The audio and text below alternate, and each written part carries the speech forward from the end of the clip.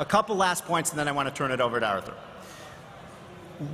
I mentioned the fact that tax rates are going up in almost every area under the Obama administration. One of the areas that they want to raise taxes is the U.S. corporate tax rate. And I'm here to tell you, folks, we have become so uncompetitive in our tax situation, this simply cannot prevail. And the point of this chart is to show you that it used to be, as early as the early 1990s, that the United States was very competitive in its tax system. We had a corporate tax rate, that's the black line across the top, that was below the international average. But what has happened over the last 20 years is that these nations have all of our competitor nations, every country from China to India to Germany, France, Spain, they have been cutting their tax rates aggressively to become more competitive. And you can see now that that has left us in a situation where today the United States has a corporate income tax rate of 40%, the rest of the world on average has a corporate tax rate of 25%.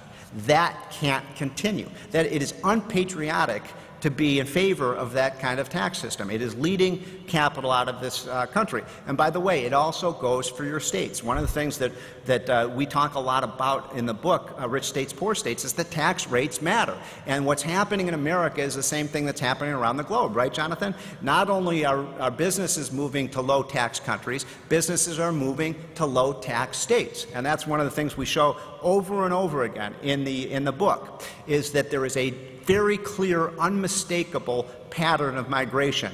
And the migration of people are productive people, leaving the 10 highest tax states like New York and like California and like New Jersey, and they're moving to the low tax states like Nevada and like Florida and so on. And I see my friend Rich Vedder in the back. Rich is, of course, the pioneer in this area. I think Rich did a study about 20 years ago showing that about, what was it, Rich, 1,000 people every day move from the high tax states to the low tax states. Laffer and I, using your model, we updated those numbers, Rich, and now it's not 1,000 people a day, it's 1,200 people a day. So the migration is actually accelerating out of those high tax states. The rest of the world is going towards a flat tax while we're raising our rates. That's not a happy picture. By the way, you can see there's countries like Jersey on here, and I was giving this presentation to an ALEC group a few months ago, and this woman was cheering, saying, "Yay, Jersey has a flat tax." That's not New Jersey, that's the country of New Jersey. Same thing with Georgia. But anyway, the point is the rest of the world's going flat. We're making our rates much higher. You can see what's happening with our dollar weakness and so on. We've been in an inflationary era. I think the reason Bush will be remembered, unfortunately, as a failure as an economic president was that he let the dollar explode. One last point, and then I will turn it over to Arthur. You know, when I first came to Washington, in the mid-1980s. I worked for Ronald Reagan in 1986 and 1987. I worked in the budget office. And at that time, something happened for the first time in American history. We introduced, and this was something we weren't very proud of in the Reagan administration, we introduced the first $1 trillion budget in 1986. And I said we weren't proud of that at all. We were standing for limited government and so on. And I remember I went on Katie Couric's Today Show. It was the first time I ever went on national TV, and I prepared for this. I was very nervous about it.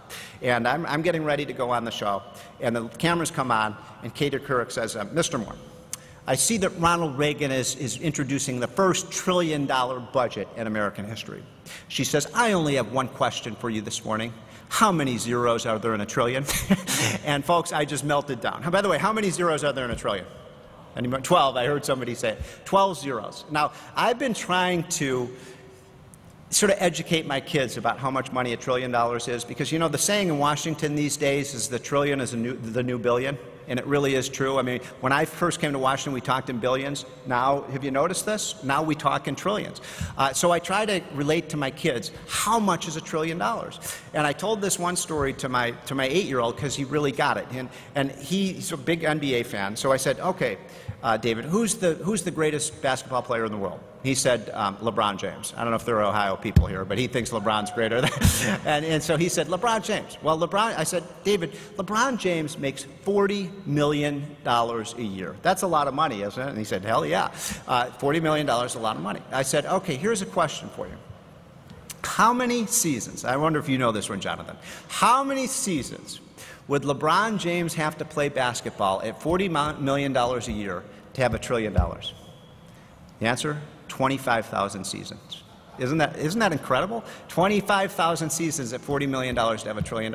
We have spent, folks, $3 trillion just in the last 9 months to deal with this economic crisis, doing all the wrong things, stimulus plans, bailouts, debt bills, all of these things. Here is the tragedy of the wrongness of what we have done. With $3 trillion, we could have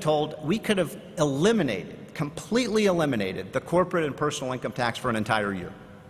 That's amazing, isn't it? I mean, imagine we had done that instead of the bailouts of the banks, the bailouts of the insurance companies, the car companies, the $800 billion stimulus bill. Imagine if we had simply said no business and no worker in America has to pay income tax for a year. I would make the case to you, and we should have done that, right? We should have just said no tax. If we had done that today, we wouldn't have a 9.5% unemployment rate that's going to 10% in the next month. We would have more jobs than workers. And that is the real tragedy, is that we have forgotten the lesson of the Laffer curve. I hope you don't forget it in your states. I'm going to turn it over to my great, and very old friend, Arthur Laffer. Thank you very much.